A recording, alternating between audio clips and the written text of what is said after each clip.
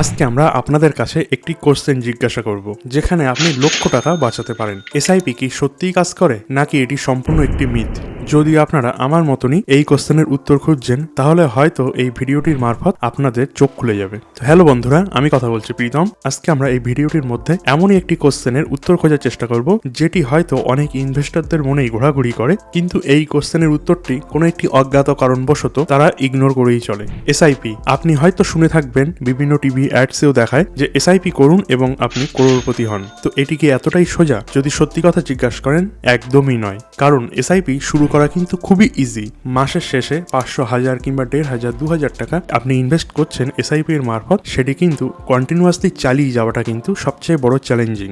আমরা সবাই কিন্তু এক ঝটকায় করোড়পতি হতে চাই। হয়তো আমরা এটি এক্সপেক্ট করে থাকি যে আমাদের উপরে কোনো একটি ম্যাজিক্যাল কিছু হবে এবং আমরা এক ঝটকায় করোড়পতি হয়ে যাব, কিন্তু এটি বাস্তবে সম্ভব নয়। কারণ আমরা এসআইপি শুরু করি আর সবাই কিন্তু আমরা এক্সপেক্ট করতে থাকি যে আমাদের সঙ্গে এমন কিছু ম্যাজিক্যাল হবে যেখানে আমাদের 1 বছর কিংবা 2 বছরের মধ্যে আমাদের পয়সাটি ডবল হয়ে যাবে। কিন্তু বাস্তবে এবং রিয়ালিটিতে এটি কিন্তু কখনোই সম্ভব নয়। এবং সবচেয়ে বেশি প্রবলেম তখনই ক্রিয়েট হয়ে থাকে যখন আপনি ইনভেস্টমেন্ট করা শুরু করছেন এবং তারপরেই মার্কেট ডাউন সাইডে আসছে। ধরুন আপনি 5000 টাকা প্রতি মাসে এসআইপি আপনি শুরু করেছেন। প্রথম 6 মান্থ সবকিছু ঠিকঠাক ভাবেই চলেছে, আপনার পোর্টফোলিও কিছুটা গ্রো হয়েছে, আপনি খুশি হয়েছেন। কিন্তু তার পরের মাসেই 6 মান্থের পরেই মার্কেটে হঠাৎ কোনোভাবেই কারেকশন চলে এসছে। তো এই 6 মাসে আপনি যে 60,000 টাকা ইনভেস্ট করেছিলেন, নেক্সট মাসে মার্কেট কারেকশনের জন্য আপনার পোর্টফোলিও ডাউন সাইডে এসে সেই 60,000 টাকার ভ্যালুয়েশন 55,000 টাকায় এসে ঠেকেছে। এবং এখান থেকেই কিন্তু আসল টেনশন আপনার শুরু হবে। তখনই কিন্তু আপনার মাইন্ডসেটের মধ্যে এই চিন্তাভাবনাটাই ঘোরাঘুরি করবে, আরে ইয়ার, এখানে তো আমরা ভেবেছিলাম যে পয়সা ডবল হবে, কিন্তু এখানে 6 মাস পরে উল্টো তো আমার পয়সা মাইনাসে চলে আসলো। তখন হয়তো আপনার মনে মনে এটুই চিন্তা হবে যে এখানকার থেকে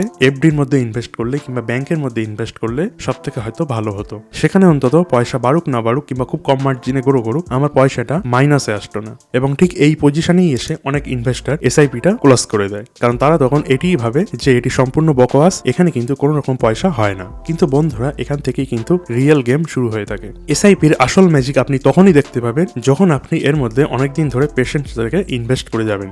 এক্সাম্পল স্বরূপ, আপনি একটি জমিতে কোনো একটি ফসলের বীজ আপনি রোপণ করেছেন। আপনি কি তার পরের মাসেই আপনি এক্সপেক্ট করবেন যে সেই বীজ থেকে অঙ্কুরিত হয়ে বড় গাছ হয়ে আপনি সেখান থেকে ফল নেবেন? এটা কিন্তু কখনোই বাস্তবে সম্ভব নয়। ঠিক সেম একইভাবেই এসআইপিও মনে করুন একটি বীজের মতন। আপনি পয়সা লাগিয়েছেন, ধরুন আপনি মাটিতে বীজ রোপণ করেছেন। মার্কেটের যে আপস এবং ডাউনস, সেটি কিন্তু আপনি ওয়েদারের উপরে দেখতে পারেন। যেরকম ওয়েদার কখনো খুব ভালো হয়, কখনো বর্ষা হয় কিংবা কখনো খরা হয়, এইভাবেই কিন্তু মার্কেটে উঠার চড়াপও কিন্তু আপনি দেখতে পাবেন এসআইপির মধ্যে। এবার ধরুন আপনি প্রতিবারই ওয়েদার খারাপ হওয়ার জন্য যখন বৃষ্টি হচ্ছে না, তখন হয়তো আপনি সেই গাছটি বারবারই উপড়ে ফেলে দিচ্ছেন। তাহলে সেই গাছটি ফল আপনাকে কিভাবে দেবে? ঠিক এসআইপিটাও কিন্তু একই। কারণ আপনি যদি এসআইপির মধ্যে ইনভেস্টমেন্ট 1 কিংবা 2 বছর পরে বন্ধ করে দেন, সেই ক্ষেত্রে কিন্তু ফলটি কিন্তু আপনি একই পাবেন। ধরুন আপনি কোনো রেসের মধ্যে দৌড়ানো শুরু করেছেন এবং অর্ধেক দৌড়ের পরেই আপনি ধরুন সেখানে থেমে গিয়েছেন, এটি ভেবে যে আপনি ফিনিশ লাইন পর্যন্ত পৌঁছাতে পারবেন না। কিন্তু এখানে এমনও হতে পারে ফিনিশ লাইন হয়তো আপনার থেকে কিছুটা দূরেই ছিল। এক্সাম্পল স্বরূপ, মনে করুন আপনি 10,000 টাকা এসআইপি শুরু করেছেন 20 বছরের জন্য।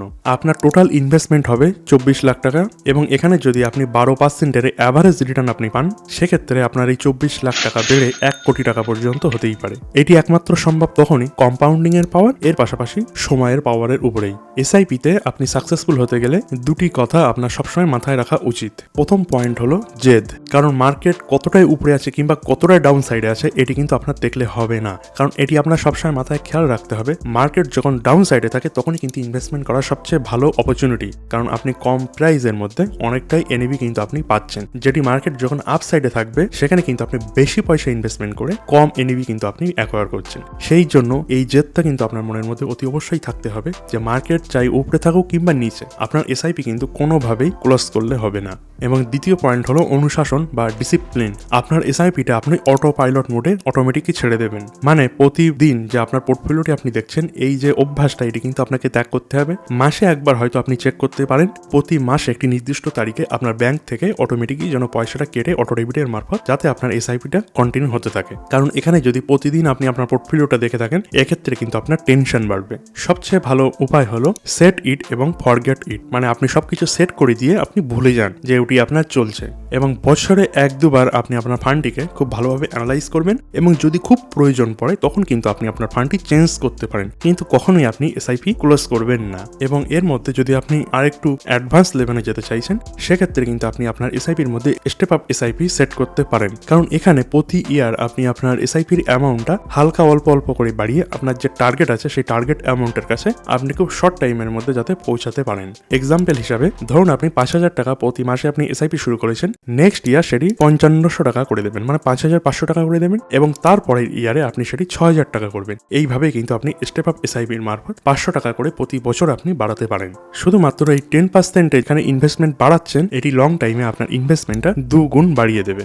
এর পাশাপাশি একটি মাত্র ফান্ডে আপনি সমস্ত ইনভেস্টমেন্ট কখনোই করবেন না। এখানে আপনি আপনার পোর্টফোলিওতে কিন্তু সম্পূর্ণ ব্যালেন্স করে চলবেন। কিছু পয়সা আপনি লার্জ ক্যাপের মধ্যে দেবেন, কিছু পয়সা স্মল ক্যাপের মধ্যে দেবেন, কিছু পয়সা আপনি গোল্ড কিংবা সিলভারে ইনভেস্ট করতে পারেন। এইভাবে আপনি আপনার পোর্টফোলিওটা কিন্তু ডাইভার্সিফাইড করে নেবেন। এর জন্য আপনার রিস্কটাও অনেকটা কমে আসবে, এর পাশাপাশি আপনার রিটার্নও কিন্তু অনেকটাই বেশি হবার সম্ভাবনাটা তৈরি হবে। তো বন্ধুরা, এসআইপি কিন্তু কোনো রকমের জাদু না, এটি কিন্তু সম্পূর্ণ অনুশাসন মানে ডিসিপ্লিন এবং ধৈর্যের একটি পরীক্ষা। যেসব মানুষ এসআইপিতে অর্ধেক রাস্তা গিয়ে এসআইপি ক্লোজ করে দেয় তাদের কিন্তু এসআইপির যে আসল খেলা সেটা কিন্তু তারা কখনোই বুঝতে পারবে না। কিন্তু যদি আপনি জেদ এবং আপনার যে অনুশাসন মানে ডিসিপ্লিন, এসআইপির মারফত আপনি সবচেয়ে বড় ওয়েলথ ক্রিয়েটর আপনি হতেই পারেন। তো আপনি এখানে কি ভাবছেন যে এসআইপি লম্বা চালানোর জন্য আপনি যদি তৈরি থাকেন তাহলে অতি অবশ্যই আমাদের কমেন্ট সেকশনে জানাবেন। এর পাশাপাশি আপনি কোন এসআইপিটি অনেক দিন ধরে চালিয়েছেন, কত ইয়ার ধরে চালিয়েছেন সেটি কিন্তু অতি অবশ্যই আমাদের কমেন্ট সেকশনে জানাতে ভুলবেন না, কারণ আপনার গল্প ভবিষ্যতে অন্য কারোর প্রেরণা হতেই পারে। যদি আপনাদের এই ভিডিওটি ভালো লেগে থাকে তাহলে অতি অবশ্যই ভিডিওটি লাইক করবেন, ভিডিওটি শেয়ার করবেন। চ্যানেলটি যদি এখনো পর্যন্ত সাবস্ক্রাইব না করে থাকেন তাহলে অতি অবশ্যই পাশে থাকা সাবস্ক্রাইব বাটনটিতেও ক্লিক করে দেবেন।